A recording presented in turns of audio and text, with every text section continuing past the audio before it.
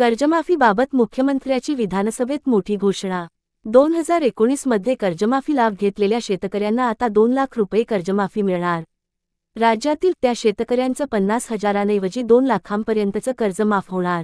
प्रोत्साहनपर अनुदानाची 2026 ते 27चं कर्ज भरण्याची अट काढली। देवेंद्र फडणवीसांची मोठी घोषणा। देवेंद्र फडणवीस मुख्यमंत्री देवेंद्र फडणवीस यांनी शेतकरी पीक कर्जमाफी संदर्भात मोठी घोषणा केली आहे। यामुळे 2019च्या कर्जमाफीचा लाभ घेतलेल्या शेतकऱ्यांना 2 लाखांपर्यंत लाभ मिळेल। मुंबई मुख्यमंत्री देवेंद्र फडणवीस यांनी शेतकरी कर्जमाफीच्या मुद्द्यावर विधानसभेतील अंतिम आठवडा प्रस्तावावर बोलताना माहिती दिली आहे।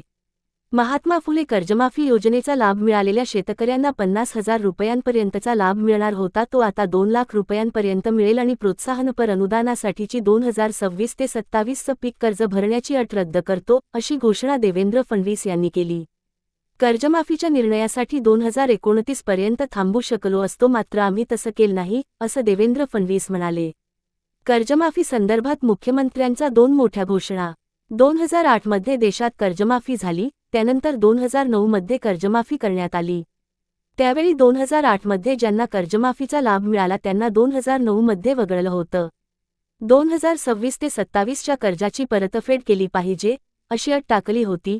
ज्यांना प्रोत्साहनपर लाभ देतोय त्यांनी कर्ज वेळेत भरलं पाहिजे, अशी भूमिका त्यामागील होती, असं देवेंद्र फडणवीस म्हणाले। सातत्याने या संदर्भात अटी शर्थी आहेत, अशी मागणी होत होती। रणधीर सावरकरांच्या नेतृत्वात महायुतीचे आमदार भेटले आणि 50,000ची अट काढून टाका, अशी मागणी केली।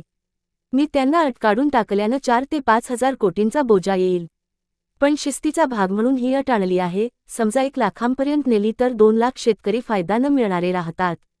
सगळ्याचं मत होतं 2 लाख शेतकरी का सोडता।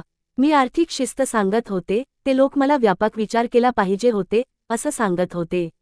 महात्मा फुले कर्जमाफीमधील योजनेतील जे लोक होते ज्यांना 50,000पर्यंत कर्ज